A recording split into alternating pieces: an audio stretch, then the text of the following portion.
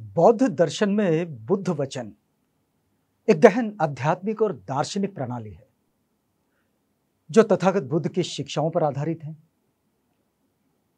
इस दर्शन की यदि व्यापक व्याख्या और समझ इसको देखें तो इसमें अट्टकथाएं यानी कि टिकाएं और उसकी व्याख्याएं एक महत्वपूर्ण भूमिका निभाती है, खास तौर पर थेरवादी बौद्ध परंपरा में। ये जो अट्टकथाओं का स्थान है ये अत्यंत विशिष्ट है, क्योंकि ये जो बौद्ध ग्रंथों के गूढ़ अर्थ होते हैं, इन अर्थों को अट्टकथाएं स्पष्ट करती है। अट्टकथाओं की एक और खासियत है कि उनके ऐतिहासिक और सांस्कृतिक या फिर कहे कि व्यवहारिक संदर्भ, इन सब को वह उजागर करती है। वैसे अट्टकथाएं आती है पाली भाषा में, लेकिन यदि हम देखें कि पाली भाषा में जो अट्टकथाएं आती है, इस अट्टकथा को यानी कि अट्टकथा शब्द को अगर हम देखें तो दो भागों से मिलकर बना हुआ देखते हैं।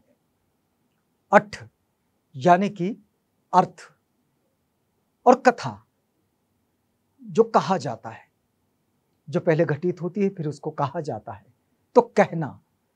इस प्रकार से यदि हम अट्टकथा का शाब्दिक अर्थ समझे तो उसका अर्थ ये हुआ कि अर्थ की कथा, यानी कि तथागत बुद्ध ने जो वचन दिए हैं, जो बातें कही हैं, जो शिक्षाएं दी हैं, उनका जो अर्थ है उस अर्थ की व्याख्या करना।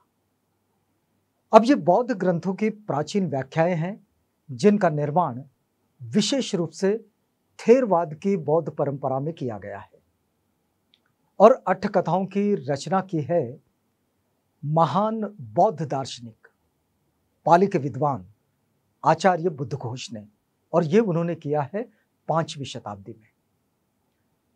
अट्टकथाओं की कुछ खासियत है, कुछ विशेषताएं हैं, और इन विशेषताओं को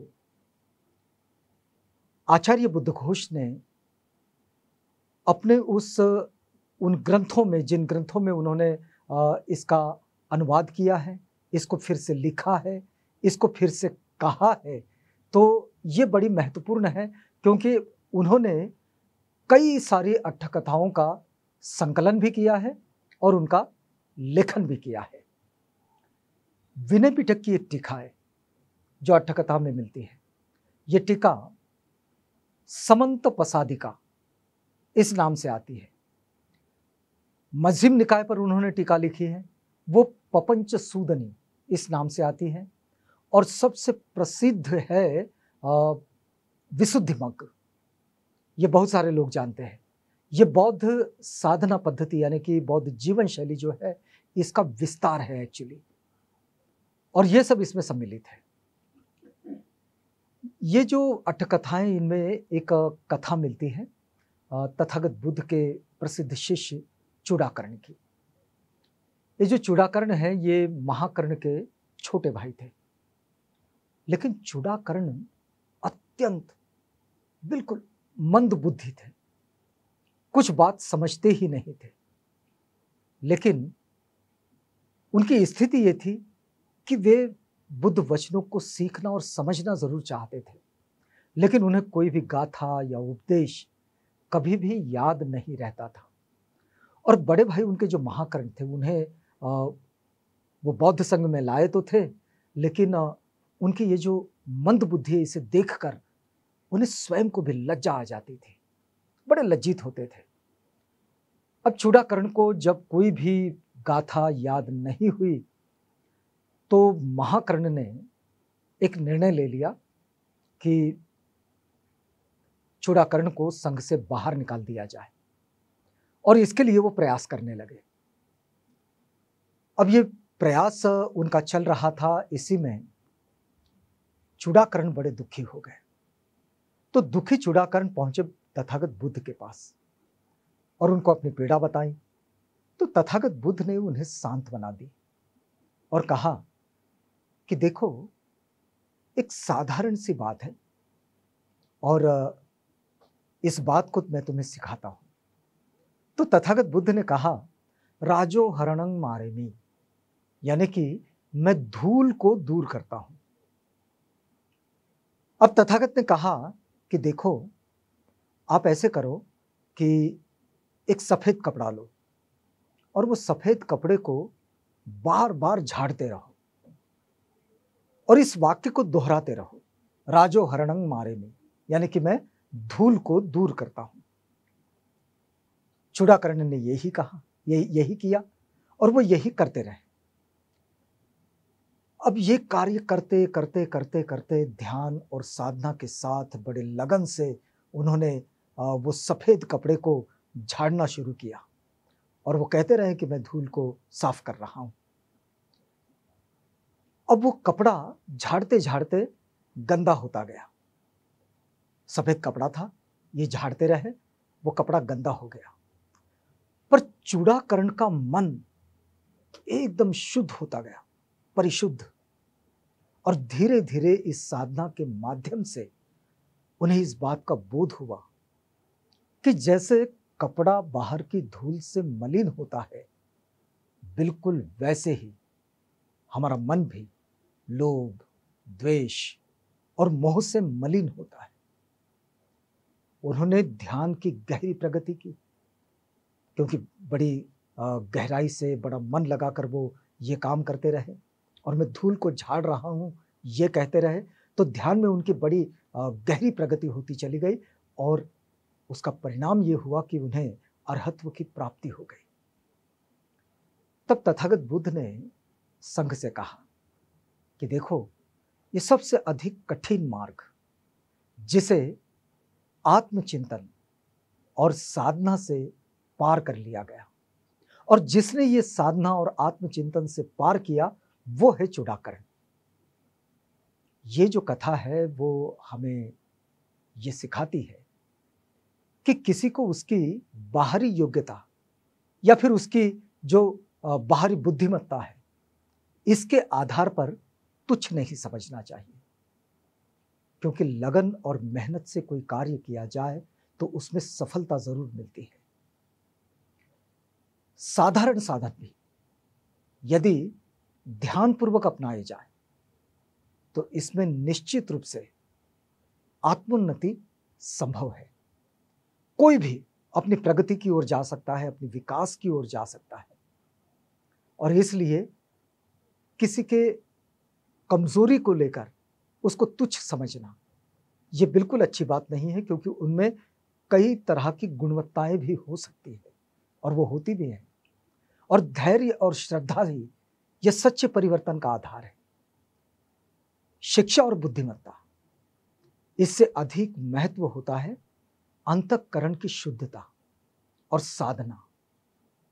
ये जो आज की दुनिया है जिसमें जब योग्यता को केवल बौद्धिक प्रदर्शन से हम मापते हैं, हम ये समझते हैं कि भाई किसी का बौद्धिक प्रदर्शन कितना अच्छा है, किसी को मार्क्स बहुत ज़्यादा मिले परीक्षा में तो हम ये मान के चलते हैं कि बहुत अच्छे हैं। लेकिन ये कोई मापदंड नहीं होता है। ये कथा हमें ये सिखाती है कि सच्ची बुद्धि आत्मज्ञान से आती है, आंतरिक परिशुद्धता से आती है। ये कथा समावेशिता यानी कि इंक्लूसिवनेस, इस समावेशिता को धैर्यपूर्ण शिक्षण और आप कहें कि मानव सम्मान, इन सब की आवश्यकता पर यदि हम देखें तो फिर ये इतना अधिक बल देती है कि सबको इंक्लूसिव करती है, उसे एक्सक्लूसिव नहीं करती है, उसे बाहर नहीं निकालती, उसे अंदर की ओर लेकर आती है। और इसलिए ये जो इस तरह की लगन होती है ये बड़ी ही महत्वपूर्ण होती है किसी भी कार्य को पूरा करने के लिए, जो चूड़ाकर्ण ने किया। तथागत बुद्ध के उपदेश जो है ना वो बड़े संक्षिप्त हुआ करते हैं, लेकिन प्रतीकात्मक होते हैं और उनका अर्थ बड़ा गहन, गंभीर और गूढ़ होता है। ये जो 8 कथाएं हैं, इन उपदेशों की व्याख्या करके श्रोताओं या फिर साधकों के लिए ये उन्हें बोधगम्य बनाती है। अब देखिए उदाहरण के लिए जैसे कि तथागत बुद्ध शिक्षा देते हैं अनिच्चा, वे शिक्षा देती है दुखा, वे शिक्षा देते हैं अनत्ता। ये ऐसे सिद्धांत हैं, इन सिद्धांतों को अठ कथाओं में विविध दृष्टांतों और कथाओं के द्वारा स्पष्ट किया गया है। कई बार ऐसा होता है कि मूल ग्रंथों में ये प्रसंग स्पष्ट नहीं होते, लेकिन अठ कथाओं के माध्यम से हम उन सारी चीज़ों को, सारे प्रसंगों को, उन वचनों को, उनकी गूढ़ता को, उनकी गहनता को हम बहुत अच्छी तरह से समझते हैं। और अठ कथाओं का मूल जो है वो यही है, और इसलिए उन्हें अनमोल भी कहा जाता है, भले ही ये 5वीं शताब्दी में आई। अठ कथाएं उस समय के सामाजिक, सांस्कृतिक और ऐतिहासिक परिप्रेक्ष्य की प्रस्तुति करते हैं, जिसमें मूल उपदेश, उनका उद्देश्य और उनका प्रभाव बड़ी गहराई से समझा जा सकता है। यदि हम अठ कथाओं को पढ़ते हैं तो अठ कथाओं के माध्यम से धम्म का सरल और प्रभावशाली प्रचार किया गया, ये हमारे ध्यान में आता है। अठ कथाएं जब बुद्ध घोष ने लिखी, उनका संकलन किया, उनको प्रचारित किया, तो उसके मायने भी यही है। इन्हें केवल विद्वानों ने नहीं पढ़ा, बल्कि सामान्य जनों के लिए भी ये कथात्मक शैली है, और इस कथात्मक शैली से जब ये प्रस्तुत किया गया तो इससे तथागत बुद्ध का जो धम्म है, उनके वचन जो है वो बिल्कुल लोकप्रिय हो गए।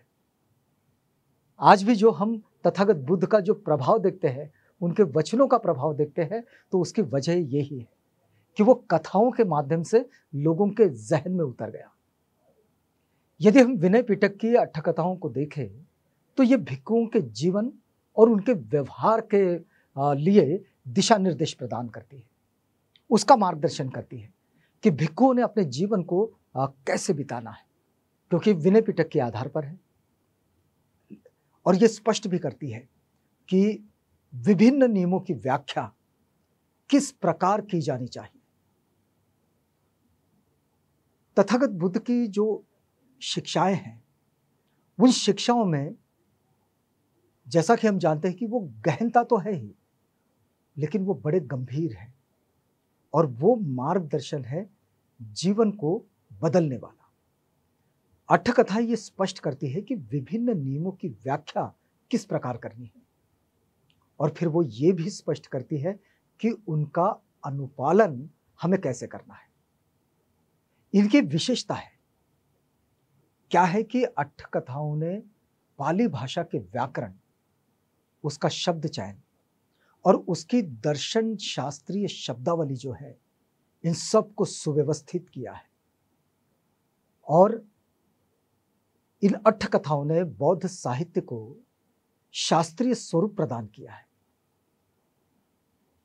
मतलब हाँ, आज हम जो बौद्ध साहित्य में जो शास्त्रीयता देखते हैं, ये अठ कथाओं से आती है, और उसकी दीर्घकालीन स्थायित्व में ये मदद भी करती है।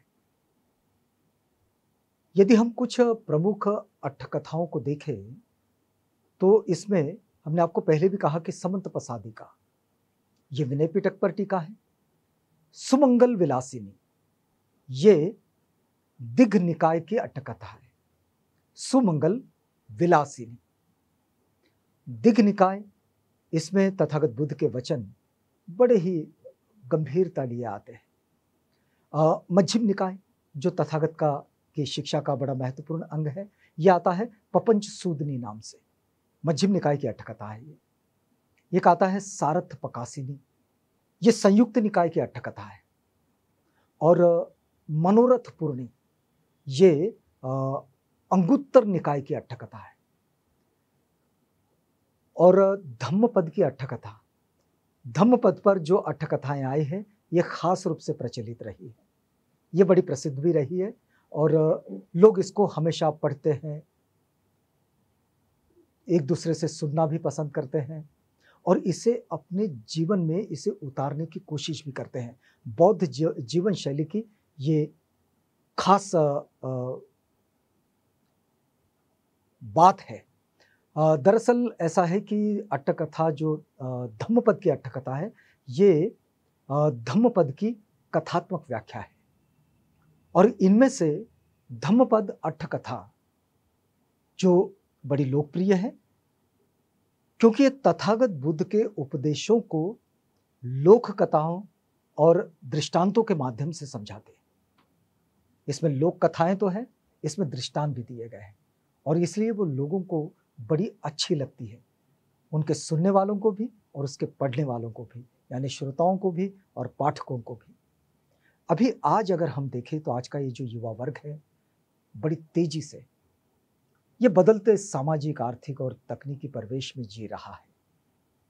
बहुत परेशान होता है क्योंकि चुनौतियां बहुत ज्यादा होती है, जैसे कि करियर का दबाव है, मानसिक तनाव है, उनको अपने अस्तित्व की तलाश भी है और उनके अंदर, उनके भीतर एक नैतिक द्वंद्व चलता है जिसे हम कहे एक मॉरल कॉन्फ्लिक्ट और अस्थिर संबंध जो उनके सामने आते हैं, ये भी उनके सामने एक चुनौती बनती है।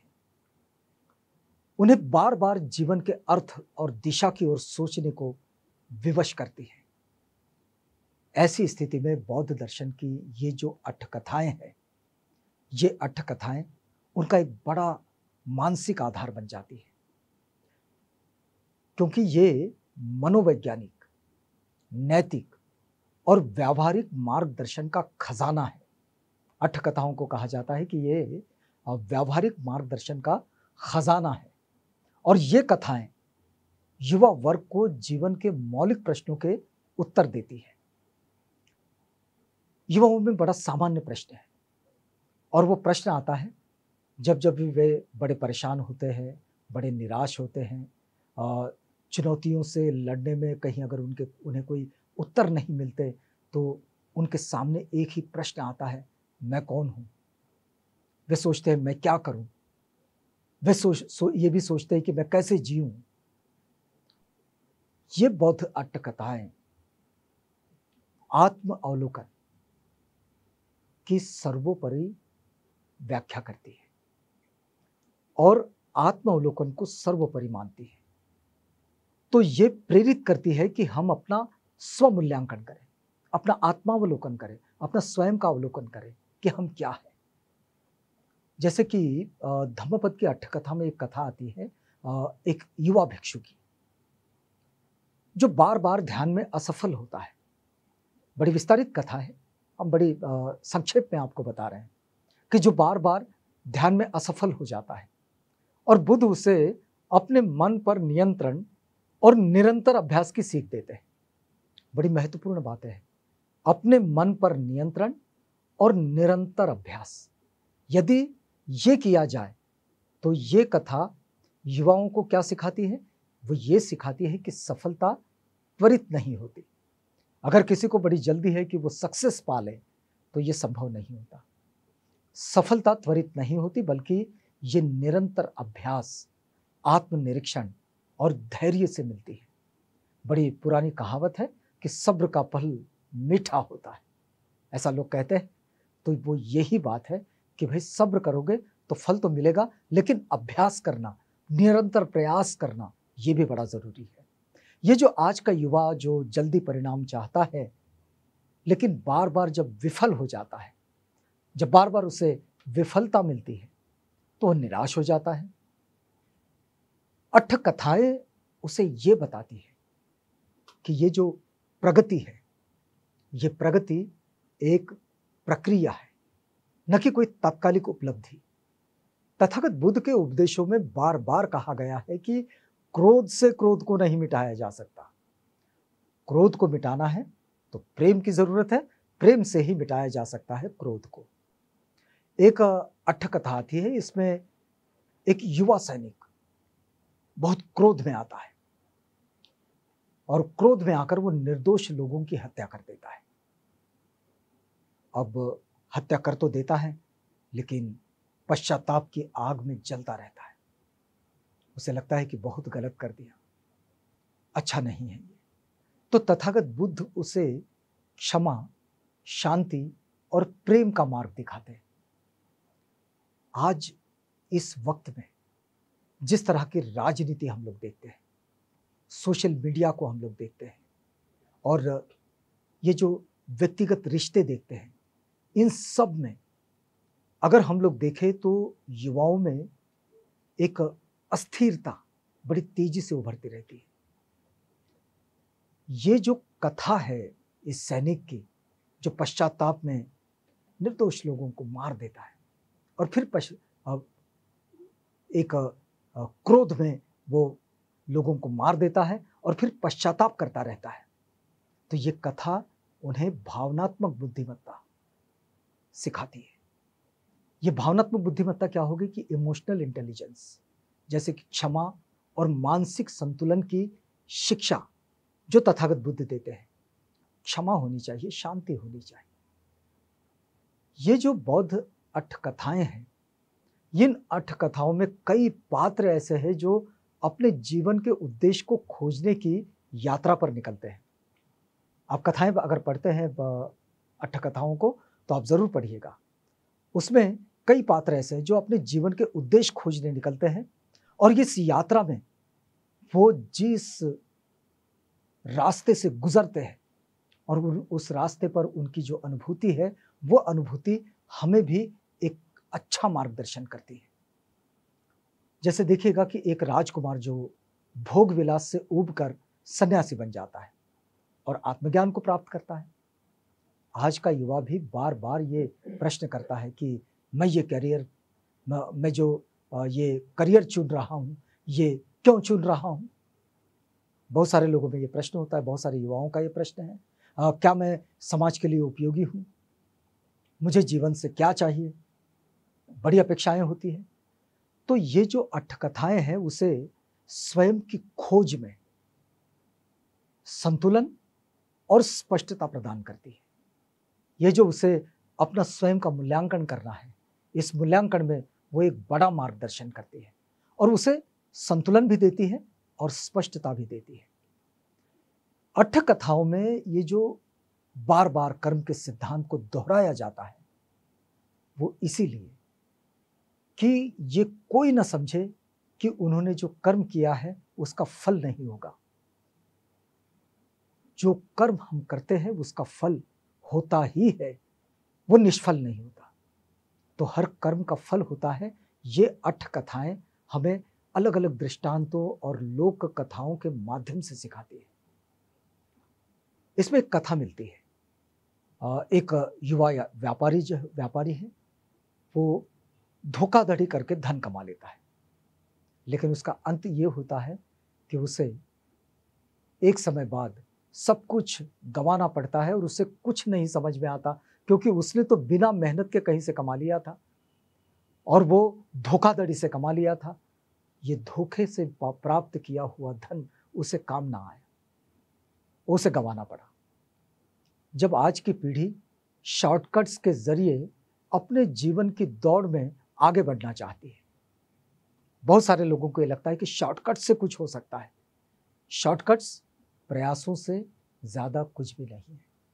बहुत बेहतर प्रयास, सम्यक प्रयास, इसके सिवाय कुछ नहीं। ये कथाएं हमें ये सिखाती है कि ईमानदारी, परिश्रम और नैतिक निर्णय, बस यही है दीर्घकालिक सफलता और संतोष का मार्ग। इसके सिवाय कोई दूसरा मार्ग नहीं है। कोई अगर शॉर्टकट से अमीर बनना चाहे तो ऐसा होता नहीं है, उसे प्रयास करते रहना पड़ता है। ये युवाओं में जो ये इस वक्त में अस्थिरता दिखाई देती है, ये जो आज की सबसे बड़ी चुनौतियां हैं, उसमें है मानसिक स्वास्थ्य। और अठ कथाएं युवाओं को माइंडफुलनेस और आंतरिक संतुलन की शिक्षा देती है और उस आंतरिक संतुलन की ओर, माइंडफुलनेस की ओर, ध्यान की ओर उसे प्रेरित करती है। तथागत बुद्ध ने केवल व्यक्तिगत मुक्ति की बात नहीं की, उन्होंने समाज के प्रति अपनी जिम्मेदारी भी निभाई। और वो समाज के प्रति उन्होंने तो जिम्मेदारी निभाई, लोगों को भी उनकी जिम्मेदारी बताई कि हम जब इस समाज व्यवस्था का हिस्सा होते हैं तो इस समाज को बेहतर बनाने के लिए हमने क्या करना चाहिए और कितना संतुलित जीवन जीना चाहिए। तो ये जिम्मेदारी भी बताई। अट्ठ कथाओं में ऐसे युवाओं की कहानियां हैं जो रोगियों की सेवा करते हैं, निर्धनों की सहायता करते हैं और लोकहित के लिए बहुत सारे कार्य करते हैं। ये बात भी उतनी ही सच है कि आज का जो युवा है, वो युवा सामाजिक बदलाव का वाहक बनना चाहता है। वो सामाजिक बदलाव में अपना योगदान देना चाहता है, लेकिन समझ नहीं पाता कि करना क्या है। ये कथाएं युवाओं के लिए इतना बेहतर मार्गदर्शन लेकर आती है कि उन्हें करुणा, सेवा और समाज का उत्थान ये किस तरह से हो सकता है, ये लोक कथाओं के द्वारा सिखाती है, समझाती है। और उसके जो कथाओं का जो सार है, वो सार उन्हें एक जीवन की प्रेरणा देती है, समाज उत्थान की प्रेरणा देती है। ये केवल अतीत की कहानियां नहीं है, बल्कि ये सामाजिक चेतना की जीवंत मार्गदर्शिकाएं हैं, विशेष रूप से युवा वर्ग के लिए, जो आज अगर युवाओं को देखे तो वो दो चीजों में उलझा हुआ दिखाई देता है। करियर बनाम उद्देश्य, क्या चुने? भोग बनाम आत्मविकास, कैसे? और वो इस बात के लिए भी बड़ा परेशान होता है कि भीड़ में उसकी अपनी पहचान क्या है। अपनी पहचान के लिए भी वो आगे बढ़ना चाहता है और इन संघर्षों से वो जूझता रहता है।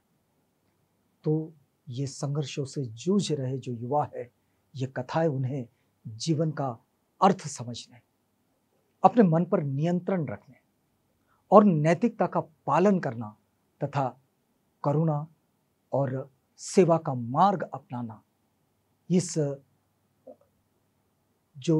ये जो उद्देश्य है, इस उद्देश्य की ओर अग्रसर कराती है और जीवन को इसके लिए प्रेरित भी करती है कि वो अपने जीवन में इस बेहतरी को अगर चाहते हैं तो वे अपने आसपास के जीवन को बेहतर बनाना शुरू कर दें। ये जो आज का युग है, इस युग में हम देखते हैं कि युवा आर्टिफिशियल इंटेलिजेंस के साथ जी रहा है। उसे लगता है कि ये जो आर्टिफिशियल इंटेलिजेंस है, ये उसके जीवन को आगे बढ़ा देगा, लेकिन उसे असली बुद्धिमत्ता की आवश्यकता है। ये बात तथागत बुद्ध सिखाते हैं और ये मिलती है अट्ठ कथाओं के माध्यम से कि वास्तव में अगर प्रगति के लिए, विकास के लिए अगर किसी चीज की जरूरत है तो वो है असली बुद्धिमत्ता। बौद्ध दर्शन को सम्यक रूप से समझने के लिए, उसका अभ्यास करने और उसको समाज में फैलाने के लिए यदि हम देखें तो अट्ठ कथाओं का योगदान ये बहुत बड़ा योगदान है। और ये जो इतना बड़ा योगदान है, उसमें हम ये समझ सकते हैं कि अट्ठ कथाएं ये केवल टिकाएं नहीं है, बल्कि ये बौद्ध चेतना की वो वाहक है जिन्होंने बुद्ध वाणी को जन जन तक पहुंचाया है। एक एक व्यक्ति तक उन्होंने बुद्ध वाणी को पहुंचाने में एक बड़ी भूमिका निभाई है, क्योंकि लोक कथाएं लोगों के मन में बिल्कुल सहजता से आ जाती है। अट्ठ कथाएं बौद्ध परंपरा की गहराई और जीवन के दर्शन की व्याख्या करने वाली एक अमूल्य धरोहर है और इस अमूल्य धरोहर को ही कहा जाता है अट्ठ कथा।